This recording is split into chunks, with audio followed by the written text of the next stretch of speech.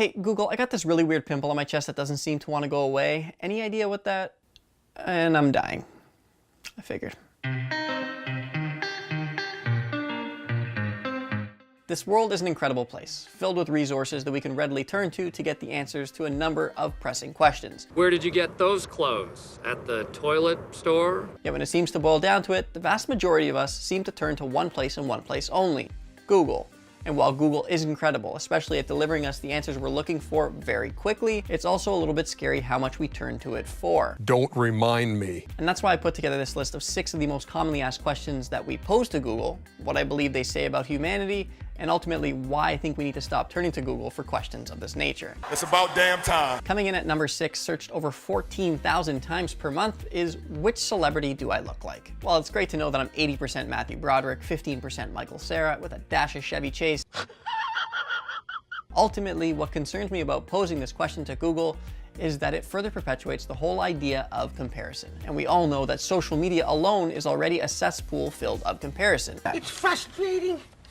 Frustrating. And while some of the people we're getting compared to when we pose this question to Google may seem either humbling or even incredibly accurate, ultimately we're comparing ourselves to people that are largely in an industry that is obsessed with how we physically look. Why would you say that? The way that Katy Perry looks on the red carpet is different than the way Katy Perry wakes up on a Friday morning. So while it may be all fun and games to see who your face looks particularly like this morning, it's also critical that we don't get so caught up in the idea of comparison and instead spend more of our time appreciating and loving ourselves for who we are. That's impossible. Coming in at number 5, and it's searched just under 50,000 times a month, is the question, why did I get married? While this world may be filled with a number of hopeless romantics, myself included, we all know that the institution of marriage is crumbling before us. Okay, you need to walk away from this ASAP. We all know what the divorce rate is in this world, and chances are if you're turning to Google for reminders as to why you got married in the first place, you're only going to add to the statistic. It's an unfair game. So rather than turning to Google, why not instead turn to your partner and have an open conversation of where you stand to see what you can and can't do about it. You're right, I know you're right. Coming in at number 4 is my favorite on the list. It's searched just under 75,000 times a month,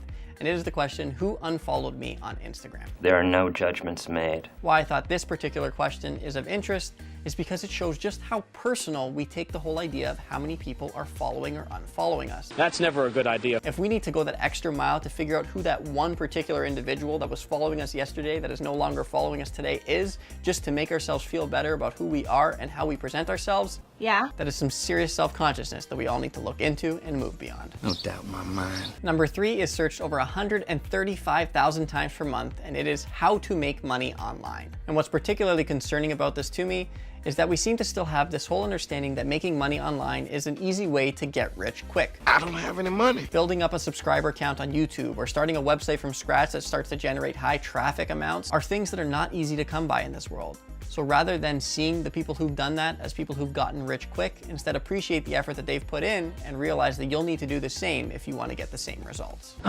Number 2 is searched just over 300,000 times a month, and it is how to lose weight fast. The thing that's a little bit more concerning to me is the last word in this sentence. It's the whole idea of fast. Again, it's this whole thing, we need things to happen instantly because we do not trust our ability to commit to things or to put in the work necessary to get the long-term results. I eat and eat and eat. Despite what some infomercials may show you, people who have either lost a substantial amount of weight or put on a substantial amount of muscle did so once again because of their work ethic and commitment to making that a part of their reality. So rather than always looking for the quick fixes, focus on finding what really motivates you and inspires you to want to make these lifestyle changes, since that's what's going to be at the core of you actually accomplishing them. That's not so bad. Coming in at number 1 is something that I don't even have a number to quantify for you, but seeing how frequently different forms of it came up in the top searches of all time, I can guarantee you it's in the millions. And that is any and all health advice.